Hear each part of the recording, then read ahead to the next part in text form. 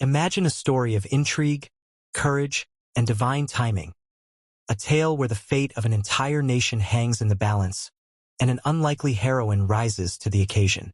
This is the Book of Esther, a captivating narrative that unfolds in the Persian Empire.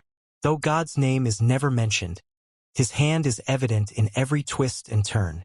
It's a story that reminds us that even in the shadows, God is at work, orchestrating events for his purposes. Our story begins with a lavish banquet hosted by King Xerxes of Persia.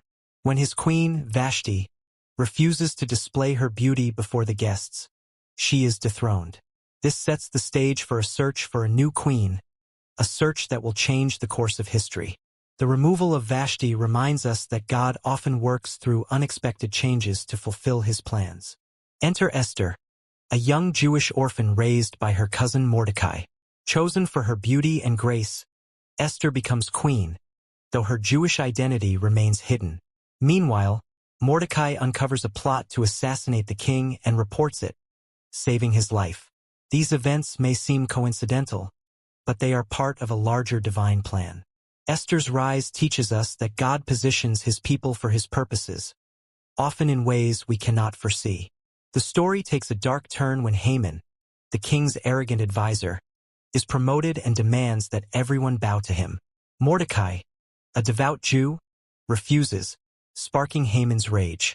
In his anger, Haman convinces the king to issue a decree to annihilate all the Jews in the empire. This chilling moment reminds us that evil often arises when pride and hatred go unchecked. Mordecai learns of the decree and urges Esther to intervene. He sends her a powerful message. Who knows but that you have come to your royal position for such a time as this? Esther hesitates, knowing that approaching the king uninvited could mean death. But she ultimately agrees, saying, "If I perish, I perish." Her courage challenges us to ask, are we willing to risk everything for what is right? Esther devises a plan. She invites the king and Haman to a banquet, where she reveals her Jewish identity and exposes Haman's plot. The king, enraged, orders Haman's execution on the very gallows he had prepared for Mordecai. This dramatic reversal shows that pride leads to destruction, but humility and courage lead to deliverance. With Haman gone, Esther and Mordecai work to reverse the decree. The king grants the Jews the right to defend themselves, and on the appointed day, they triumph over their enemies. The celebration of this victory becomes the festival of Purim, a reminder of God's faithfulness. This moment underscores that God's deliverance often comes in ways we least expect. The book concludes with Mordecai rising to a position of power and influence, using his role to benefit his people.